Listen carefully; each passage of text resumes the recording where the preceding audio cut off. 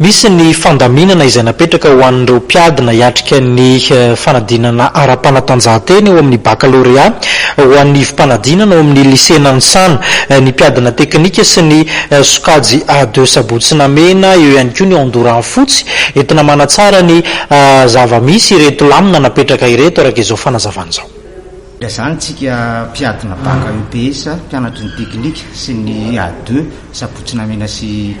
Endurant fotsy, fa misy fandaminana tsy maintsy atao amin'ny datin'ny examen, misy fanemorana satria ireo mpianatra namantsika eo amin'ny teknika dia miatrika fanadinana nasionaly koa zareo manao BEP. Ka zany fanadaminana zany dia ny examen rehetrarehetra manomboka amin'ny alatsinainy 13 septembre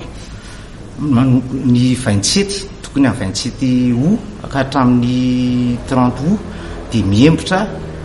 10 septembre hatramin'ny 13, zany hoe